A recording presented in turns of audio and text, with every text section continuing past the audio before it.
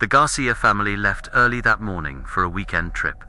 The sky was clear, and the road seemed to promise only peace. In the car, laughter, music, and plans for the rest of the day. But after a few hours on the road, the gas gauge was getting dangerously close to red.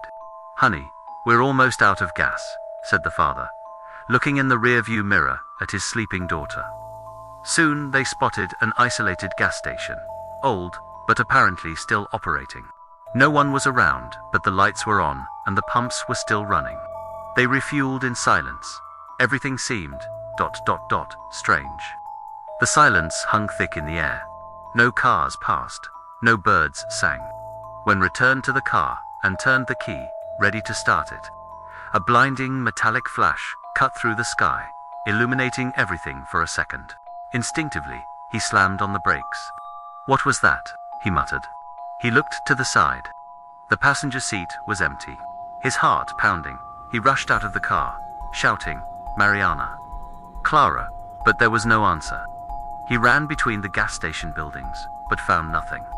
Not a soul, not a sound. Just the echo of his voice and the cold wind that began to blow. Hours passed, or maybe days. Time seemed distorted, wandered around the gas station and its surroundings, but everything seemed out of place. The signs were written in strange languages. The colors of the sky shifted unnaturally. Shadows seemed to watch him from afar.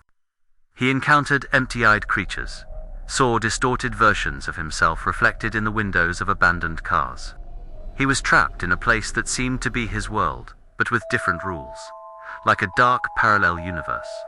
Exhausted, disoriented, and believing he'd lost his mind, made a desperate decision. He got into his car, floored the accelerator, and crashed headfirst into a pole. A sharp cut, silence. Opened his eyes. He was in a white room with padded walls, his hands tied to a stretcher. He was wearing a straitjacket. Cold lights flickered overhead. Next to a door left ajar, two voices whispered. Ever since the accident, he's been saying the same thing. That he was with his family. That he lost them both at the gas station. What he doesn't know is that he caused it all.